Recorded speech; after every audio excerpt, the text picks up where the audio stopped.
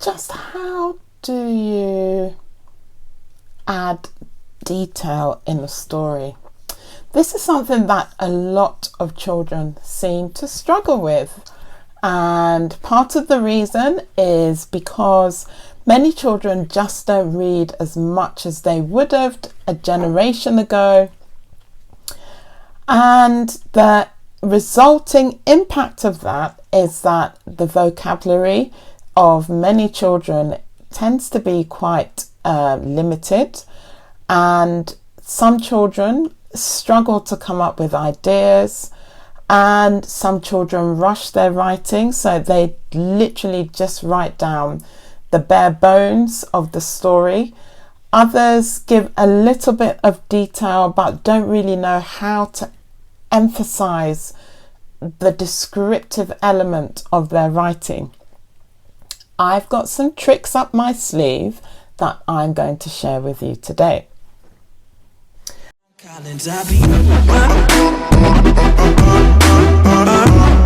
Hi Geekers, it's Joycelyn here, Managing Director of Geek School Tutoring.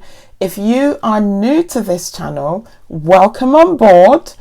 This is the channel that focuses predominantly on the 11+ exams for grammar and independent schools and everything in between. Today's video is about writing more detail. So this is helpful for anyone who is helping their child prepare for the 11+ Key Stage 2 exams in Year 6, because there is a writing element to that, along with Key Stage 3, so that's Years 7, 8 and 9 in secondary.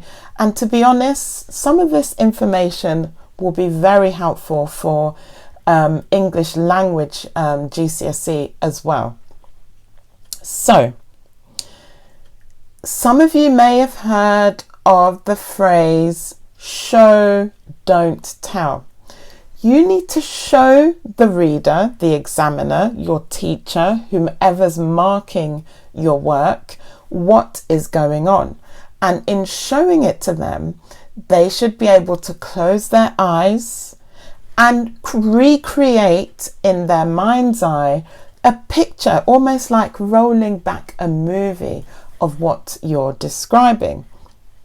So, in order for that to be possible, you literally need to act as if you're describing every minute detail and feeling so that that person can visualize it in their mind's eye. And the example that I give to my students is, imagine somebody has been blindfolded and you're helping them cross the road. You would need to say everything that is an obstacle that's coming up to them so that they can be mindful of what's coming up. If a car goes by, you would need to say, oh, a car has just gone by, that's what that noise is, and so on. Okay, and we need to do this when we write descriptively. How can we do this? Well, tip number 1, use adjectives. Don't just say, John walked past the house in a hurry. Describe the type of house it was.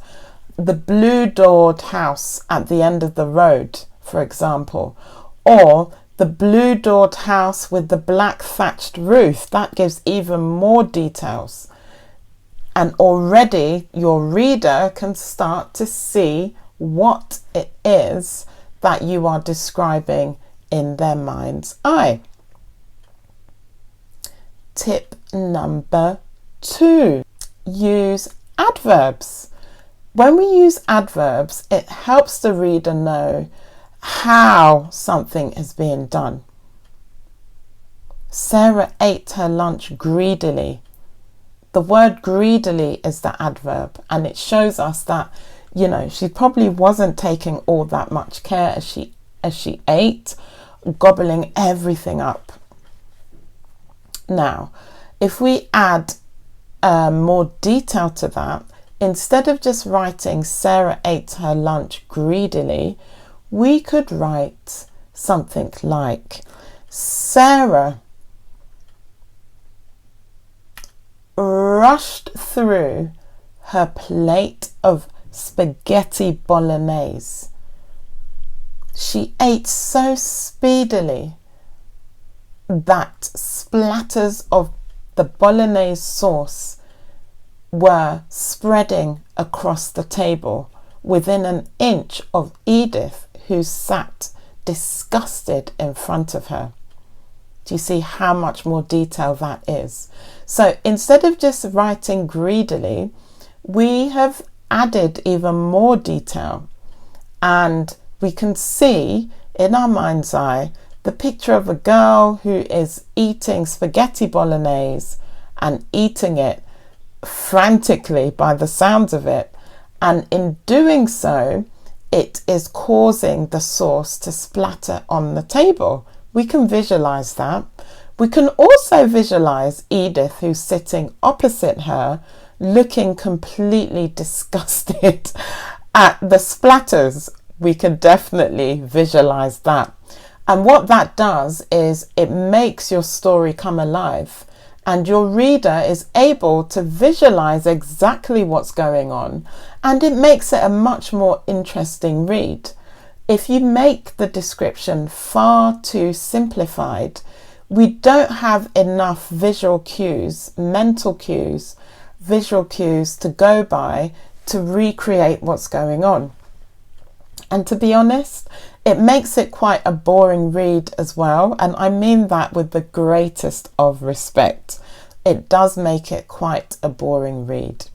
Now, when it comes to writing in detail, this applies to the large majority of writing tasks, from creative writing, writing a basic short story, to recount writing, where the idea is to describe something that's happened in the past, and descriptive writing.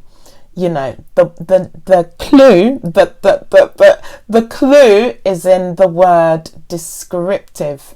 The root word of descriptive is describe. So we need to make sure that we are describing things in detail so that the reader can picture exactly what's going on in their mind's eye. And if that reader can do that, you definitely win a lot of brownie points. So those are the two really simple ways to add detail to your writing. Now, the third way is to describe the senses. Now, Edith was looking disgusting, looking at, I've forgotten the girl's name now, whatever her name was, in disgust because she was splashing spaghetti bolognese sauce all over the table. Now, we need to describe her senses, because that gives the reader even more of a visual cue. So, for a moment, rage took over Edith as she wondered why, let's just call this girl Hannah. So for a moment, rage took over Edith, as she wondered how Hannah couldn't see the mess she was causing and how close the splattering of bolognese sauce from her plate was getting to her.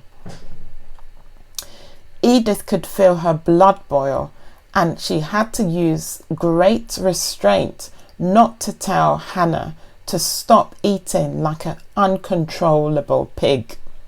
It's a bit unkind, but we then get so much more detail in that, a lot more detail, a lot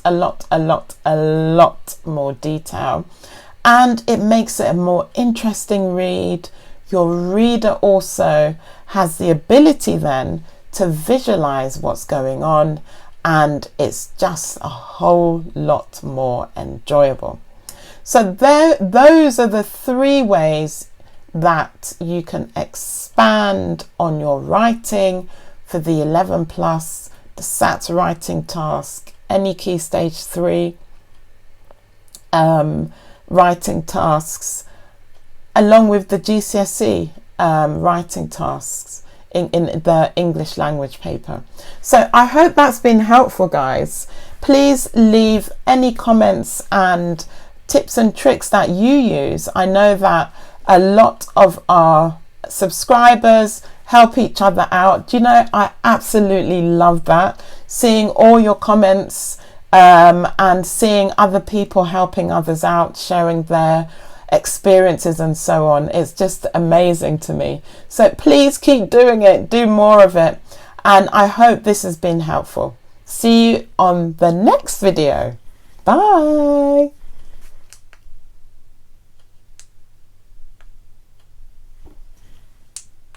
Collins,